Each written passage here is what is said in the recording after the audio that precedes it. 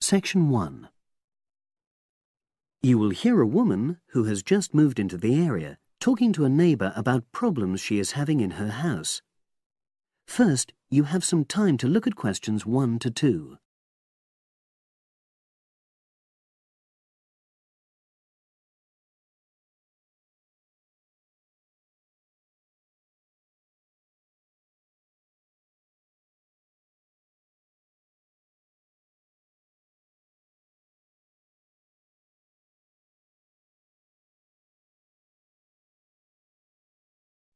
Now we shall begin.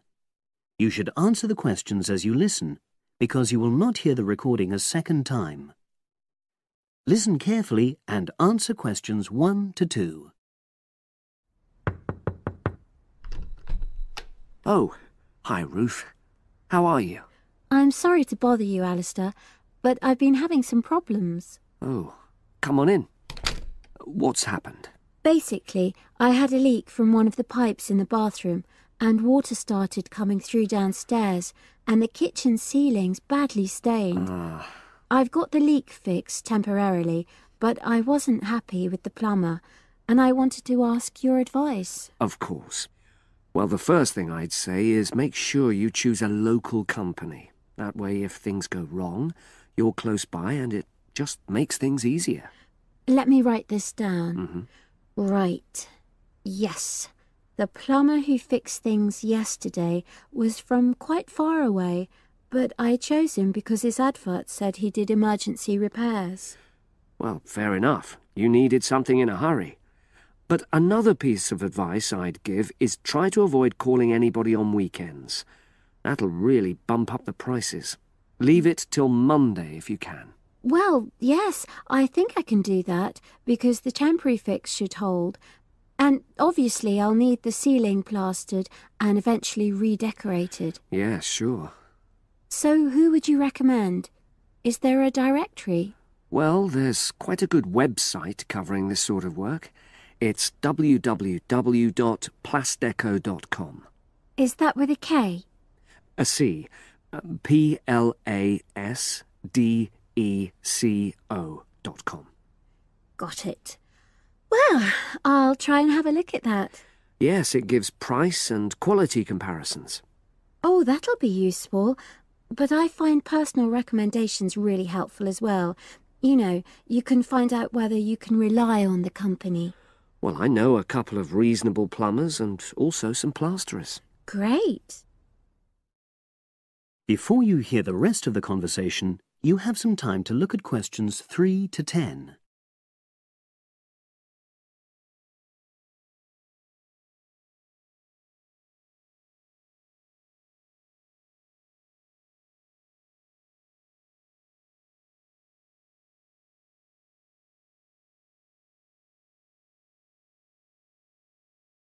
Now listen and answer questions 3 to 10. There's a company called Peaks Plumbing. Now, they're a father and son team. They're really friendly and they tell you information you need in a clear way, so they really understand what the problem is. Right, well, that's good to know. Are they reliable? Well, that's a downside. Every single time I've used them, they arrive late. And friends have said the same thing. But is the work good quality? Absolutely. Another one is John Damerel Plumbing Services. He's very good. How do you spell the surname? Damerol. Right, got that. And does he do high-quality work? Well, it's fine, but I wouldn't say that was his main point. Basically, he comes out cheaper, than other people. I sense there's a but. Is he unreliable? Oh, he comes when he says he's coming, but he's not very courteous, and he has the tendency to be messy, so you have quite a bit of clearing up to do. Okay. So it's up to you. They're both good workers, and they won't cheat you. Right. And you said you knew some plasterers? Yes, a company called Simonson Plasterers did our living room last year. We chose them because we wanted some fancy work on the ceiling, around the lights. So they can do a variety of designs. You've got it. But it comes at a premium because they are more expensive, you know. Than the others. Yes. Or you could go for a one-man firm called HL Plastering. Harry Lester. He's fine, very reliable, if all you want is a simple job.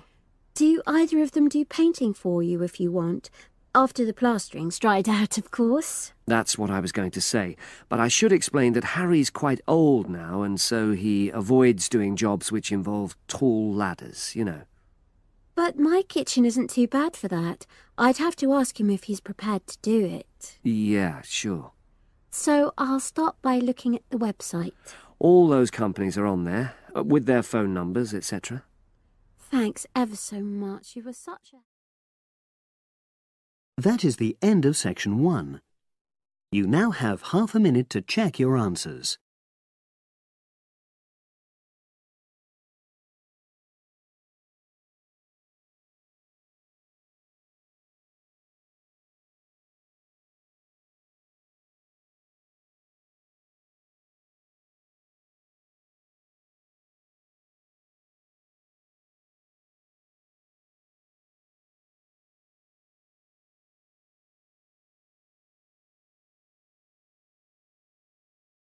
Now turn to section 2.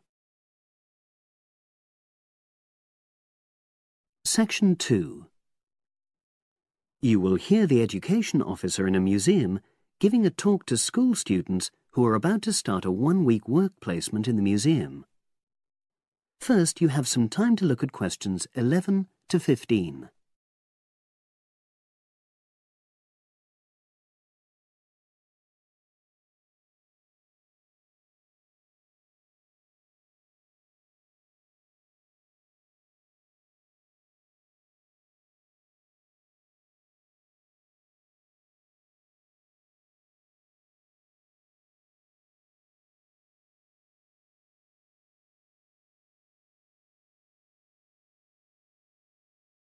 Now listen and answer questions 11 to 15.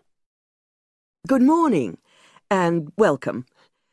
We're really pleased that you're going to be joining us next week for your work placement. Now, each of you will already have met the member of museum staff assigned to supervise you. In this short talk today, I'll be giving you more general information which will be relevant to all 6 of you. Your normal working day is 9 to 5 p.m, but on Monday, because it's your first day, we'd like you to arrive at 9:15. Please note, though, that you'll finish at the usual time. A lot of you have been asking what you should wear for work. Well, you may have noticed that we're not exactly a formal institution, so you'd really be out of place if you wear smart attire like a suit. If you go out on a trip with us, then we'd like you to wear a museum cap. It has our logo on, and we feel it helps people recognise you. But on a day-to-day basis in the museum itself, we say put on your own casual clothing because you'll be doing lots of dusty, messy work. Now, we don't have an enormous number of rules, but work placement is an excellent preparation for the real world of work, and we expect you to be very punctual and reliable. If you're not well, or there's been a hold-up, then what we ask you to do is ring the museum receptionist. He will be in the museum well ahead of opening time, and he'll inform your own personal supervisor in the museum. If you're away for more than one day, we'll inform your school tutor. They'll obviously need to make a note of your absence and follow up if necessary. But most of all, we hope you really enjoy yourselves during the placement. Students say they have a lot of fun, whether it's working with kids in our art workshops held every Monday, or, the most popular, when they go out on our outreach work to residential homes, recording elderly people's memories of school days for our oral history project. So, we hope you feel excited by the prospect of starting next week and well prepared. Your personal supervisor will be there to help you with our health and safety requirements when you start next week, And your supervisors will also brief you about the background to the museum, summarising all the huge amount of information on our website.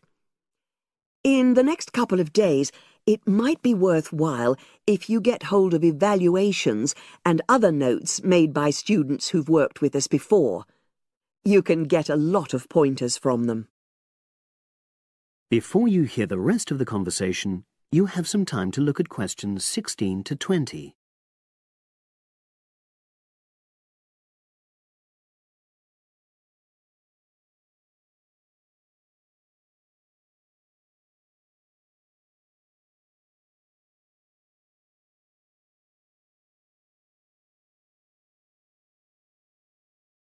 Now listen and answer questions 16 to 20. Now, before I finish today, I wanted to help you find your way around the museum.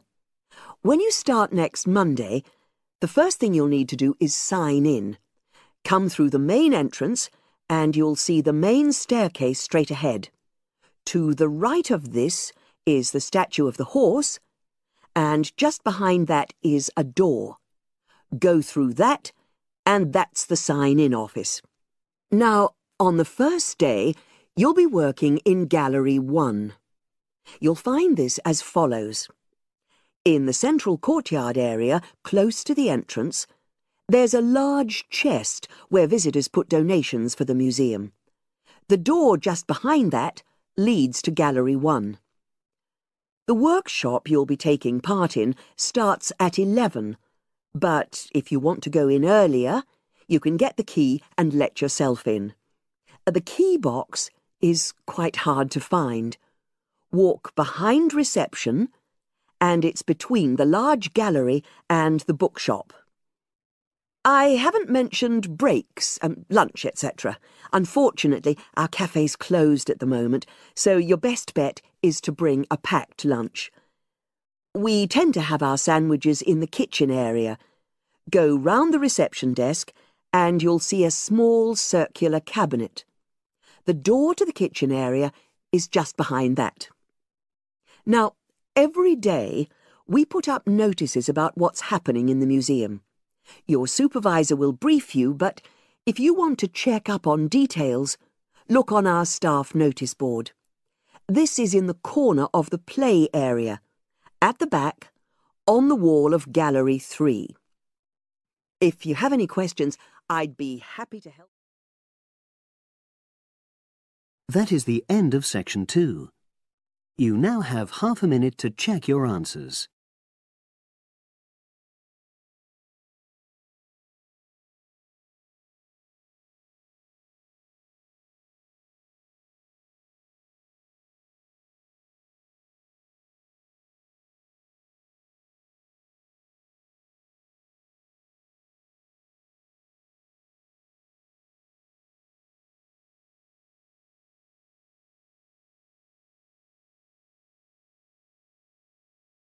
Now turn to Section 3.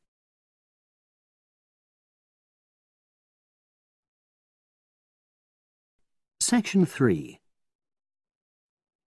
You will hear a business studies student called Sam talking to his tutor about an IT project he is going to do for a local company called Turner's. First, you have some time to look at questions 21 to 26.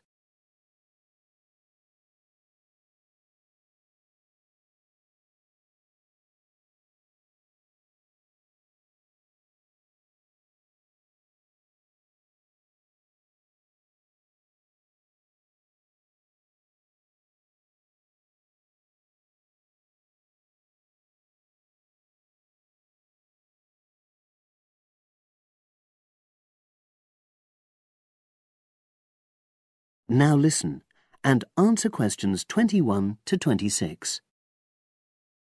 Hello, Sam. Come in and sit down. Thanks. You're here to discuss your company-based IT project, aren't you? Yes, I've been to see the manager and he's given me a lot of ideas about projects that the company would find useful, but I wanted to ask your opinion about them before I choose one. Yes, that's fine. Now, this company's called Turner's, isn't it? That's right. It's a small engineering company. They make machine components for trade use. They're well established. They started in 1976, but they're a bit old-fashioned. Okay. And what kind of projects did Turner's suggest you could do for the company? Well, they want some improvements made to their customer database. The one that they've got at the moment isn't very useful in some ways. I had a quick look at it. That would be a very straightforward project, and it'd be simple enough to evaluate, but I don't think you'd get enough out of a project like that. You wouldn't learn anything new. Well, another project they suggested is to do with their online sales catalogue. At the moment, customers can look at their products, but they can't actually order them online, which must affect their competitiveness. But I said I thought it would take too long. It's quite a big task. You're right. It's too much for the time you've got. It's a pity, though. Then they want some help with their payroll system. At the moment, the way they calculate pay involves a lot of manual accounting. I suggested they could have a system where employees register electronically when they arrive and leave work, so the hours they do could be transferred automatically. I think you'd get a lot out of a project like that. It would extend your skills, but it wouldn't be too much to take on. A student did something similar a couple of years ago, but this is slightly different. Well, then they need help with their stock inventory. They do everything manually. Really? Yes, and it takes so much time. It's probably very inaccurate, too. An electronic inventory would probably be the biggest single benefit for the company. I'm surprised they haven't had it done before. I know. Then they wanted to improve their internal security. The manager had visited other companies where the staff use swipe cards to access various areas of the building. It sounded useful, but the trouble is I'm not really sure how to do it. Well, I think you're right in that assessment. At the moment, it's probably a bit beyond your level of knowledge.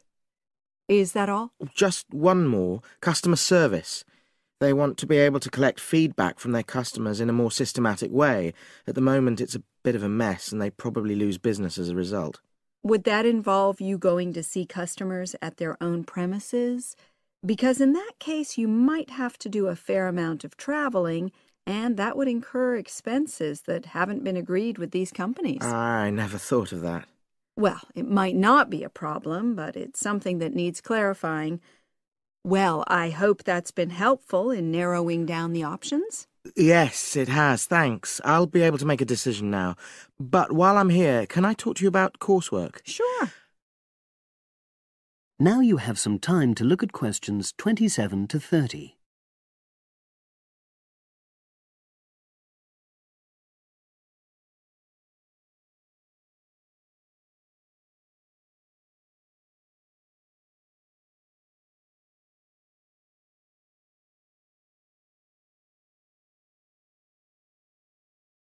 Now listen and answer questions 27 to 30. I'm not very happy about the way our group assignment is working. There are some problems. Oh, dear. Are people just not getting on with each other? That's the worst thing. Actually, we're all friends. It's not that. But when we're having a discussion about the assignment, one or two people end up doing all the talking and the rest don't say anything. It's a bit frustrating because we need plenty of debate. Well, that's a common observation. You're studying in a group with people from all over the world, and you all have your own ways of participating. In some places, students are more used to listening than talking, and vice versa. I suppose you're right. I'll try to remember that. Does everyone pull their weight as far as sharing the workload is concerned? I'd say they do, yes. And our group elected a leader. She's very good at making sure no one's overloaded. But personally, I feel that there are just too many of us in the group. Whenever we try to arrange a meeting, there's always at least one person who can't make it. It's not anyone's fault, it's just that we've all got slightly different timetables. Well, I'm glad you've talked to me about it. Feedback is always useful. Is there anything else you're concerned about? There are a couple of problems with lecturers that all the students are talking about. Last semester we had negative feedback about the way lectures were organized. There were several occasions when the wrong room had been booked or the same room had been booked twice, that sort of thing. Is that still a problem? That hasn't happened at all as far as I know. Oh, good. It's sorted out then. But I don't know the reason, but some of the staff often turn up late, so we miss 10 or 15 minutes of our lecture time. It might be because they've been copying handouts for students. I think there's a queue for the machine sometimes. Well, I'll look into that. Thank you for telling me. Anything else? The other thing is that it can be very difficult to get to see a lecturer individually. They're all very supportive and friendly when you do manage to find them, but often they're not in their office, even at times when they're meant to be available for consultation. Okay, that's helpful. Now, before you leave, That is the end of section 3. You now have half a minute to check your answers.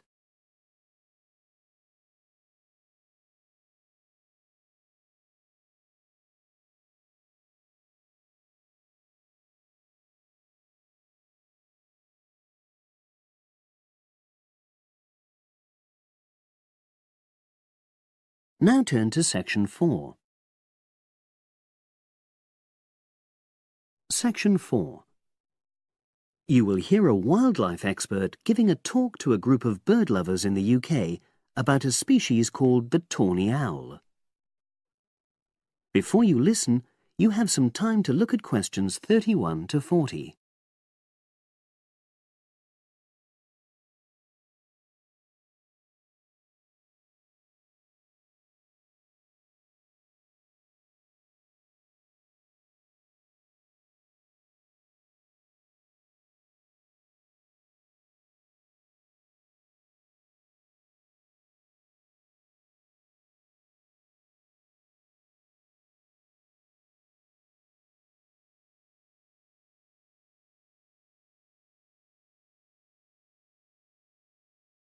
Now listen and answer questions 31 to 40. Good evening, everyone. You're all likely to be familiar with pictures of the tawny owl. Because of all the owl species in the UK, it's actually the most common one. But the chances are that you're more likely to have heard one than actually seen one, as it's also strongly nocturnal. This means that it normally ventures out at night. So, what kind of habitat does the tawny owl prefer? Well, a survey carried out in the 1980s confirmed that this owl is most likely to be found in woodland. If you look at a map of tawny owl distribution across Britain, you'll only see gaps in the treeless marshy areas of eastern England and in some of the more upland parts of northwest Scotland. However, you can sometimes find populations of tawny owls in urban areas too, either in parks or in large gardens. The tawny owl shows some obvious adaptations to its natural habitat. For example, both its wings and its tail are short, which helps it to maneuver through the trees. Also, the bird's plumage is a mixture of brown and grey, and this provides suitable camouflage for when the owl perches up against a tree trunk. Then there are its large eyes. The tawny owl's visual capacities are considerably better than those of humans, and although it can't see in complete darkness, it's sufficiently well equipped to be able to navigate its way around woodland on all but the most overcast nights. Another factor that contributes to the tawny owl's success as a hunter is its excellent memory of the layout of different areas. If you combine this ability with the owl's strongly territorial and sedentary nature, most populations of tawny owl are sit-and-wait predators, you realize that it has a good opportunity to predict where prey might be found. Finally, as well as having large eyes, the owl's sense of hearing is excellent, and this helps it to locate potential prey as it sits on its perch.